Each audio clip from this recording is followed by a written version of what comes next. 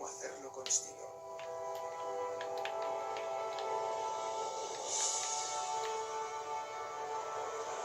El puente colgante de Menai fue la última construcción de Thomas Telford, uno de los mejores ingenieros británicos de la historia. Telford era un ingeniero consagrado. Había diseñado canales, carreteras y puentes. No había construido nada de esta escala antes, así que este puente sería su mayor reto. El ajetreado estrecho de Menai separaba Gales de la isla Anglesey. Hasta entonces, hacer un puente era imposible. El diseño tradicional de arcos no solo tendría que ser enorme, sino que imposibilitaría el paso de grandes embarcaciones por el río. Imaginad que esto es el estrecho y que tenemos las paredes a ambos lados. Hay que cortar las piezas y construir el arco, añadiéndolas una a una. Ahora imaginaos que esto es el arco terminado y que por aquí tenemos una carga. Podéis ver la compresión que tiene lugar cuando el coche pasa sobre el arco y cómo se traspasa a los pilares de ambos lados. El problema al que se enfrentaba Telford era que este arco necesitaría unos soportes bajo el centro del arco para que a medida que lo construían los bloques no cayeran al estrecho. Y no era posible en ese lugar porque era un canal muy ajetreado que necesitaba contar con unos 30 metros libres. Esto dio lugar a que Telford se planteara construir una gran plataforma sin soportes en el agua durante la construcción. A Telford se le ocurrió el primer gran puente colgante de la historia. Para hacer un puente colgante se necesitan dos estribos resistentes, dos torres, y luego, una vez construidas las torres, cogéis un cable como este y lo colocáis por encima de las torres. Y luego colocáis otros desde el cable principal. Después se coloca el tablero del puente y cuando tengáis el puente terminado, podrá pasar una carga por aquí, por ejemplo un coche. Cuando pasa un coche y la carga del mismo se acerca al centro del tablero, esa fuerza pasará a las cadenas de cables y al cable principal en lo alto de la torre. La tensión pasará a los estribos y la fuerza de compresión llegará a los cimientos en el lecho de rocas. Así es como funciona un puente colgante, como la preciosidad que tenemos aquí. El tablero colgante de Telford fue toda una proeza de ingeniería. La clave de los puentes colgantes es que pueden ser largos y no necesitar soportes bajo el tablero. Se pueden tener plataformas larguísimas colgantes porque todo el soporte viene de los cables que hay ahí arriba. Bajo la plataforma no hay nada que obstruya el paso y eso en un estrecho es algo muy importante.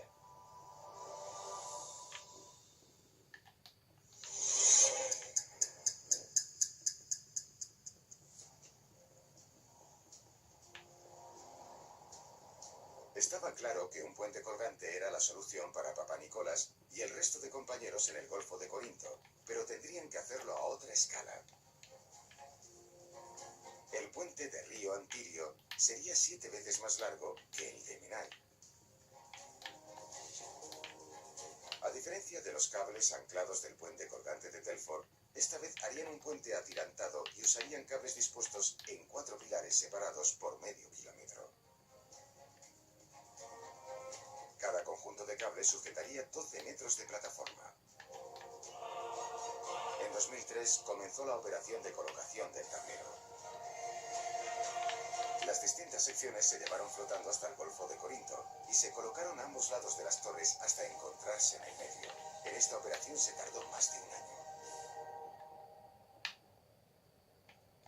Pero los ingenieros se enfrentaron a otro reto mortal al que Thomas Telford no tuvo que hacer frente. Esta es una de las zonas sísmicas con más actividad de Europa. El viento es predecible, así que hay que estar preparados. Hay que diseñar un puente que lo resista. Los terremotos son otra cosa. Las juntas de expansión permiten que la plataforma se dilate a medida que las dos masas terrestres se separan gradualmente. Pero proteger el puente contra un gran terremoto requirió un nuevo enfoque. Lo que veis es una plataforma que atraviesa los pilares. No toca ni se apoya en ningún pilar. Esta es una característica única de los tableros continuos suspendidos.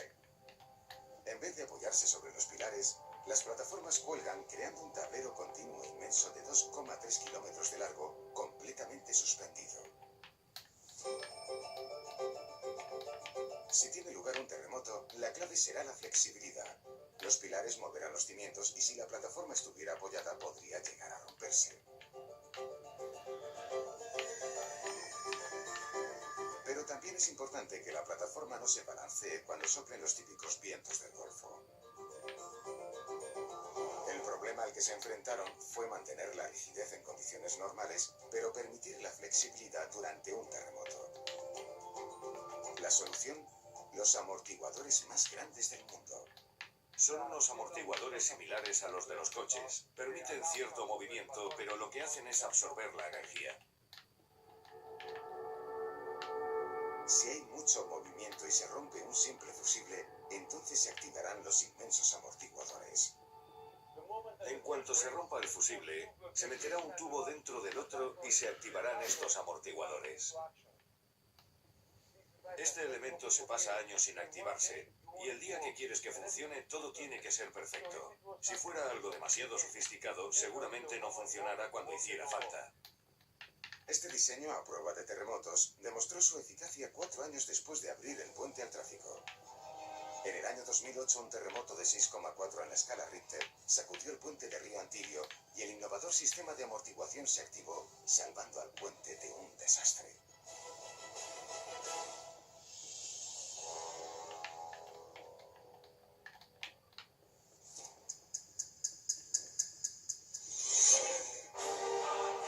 Pero para completar esta innovadora estructura, los ingenieros aún tuvieron que luchar contra la naturaleza, volviendo a recurrir a los genios del pasado.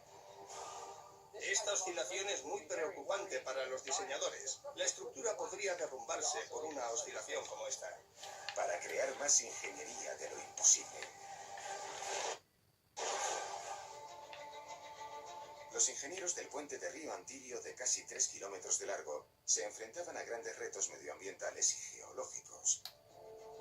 En una de las zonas sísmicas más activas de Europa, una tecnología de vanguardia asegura al puente contra los terremotos. Pero los diseñadores del Río Antillo se enfrentaron a otro gran reto medioambiental. Estamos como en una especie de túnel de viento, así que siempre sopla el viento. El problema es que a mayor altitud sobre el nivel del agua, más aumenta la velocidad del viento. Para proteger la inmensa estructura, los ingenieros pusieron en práctica una lección del pasado.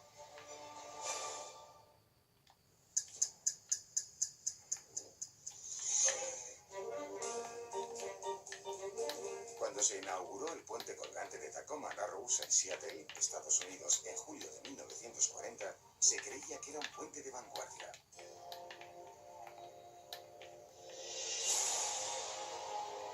Pero rápidamente se dieron cuenta de que había un problema que apodaron Galloping Gertie.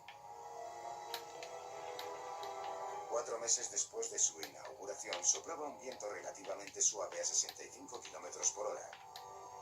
Pero el puente empezó a balancearse violentamente hasta que sufrió una catástrofe. Cayó desde 60 metros al agua.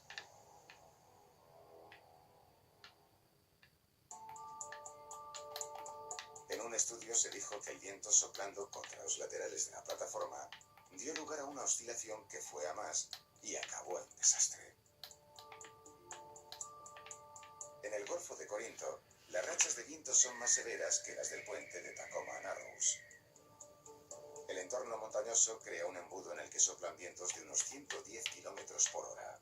La aerodinámica del tablero del puente es crucial. Una de las soluciones fue colocar una especie de alerón. Lo mismo que llevan los coches de carreras. Un alerón para mejorar la aerodinámica a la hora de atravesar el viento. Así el viento pasa a través del puente. Estos alerones salvan el tablero de los vientos de más de 240 kilómetros por hora. Pero el cableado que lo sujeta también necesita ser lo suficientemente resistente para sobrevivir a este entorno extremo. Los diseñadores del puente griego echaron la vista atrás para basarse en un desafío similar que también se creía imposible.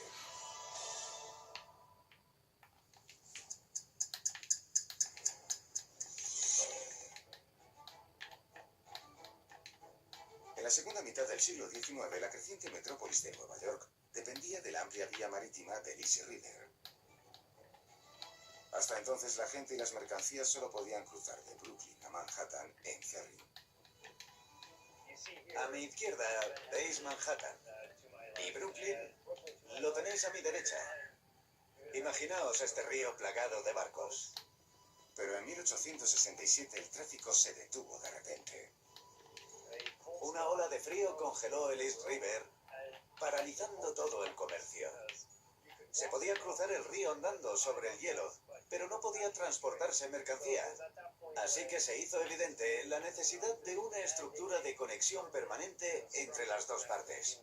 Es decir, necesitaban un puente para mantenerse conectados y así poder contar con un transporte y un comercio estables. El hombre al que se le encargó fue el ingeniero nacido en Alemania, John Augustus Rüblin, y su trabajo inspira a sus compañeros de profesión incluso hoy.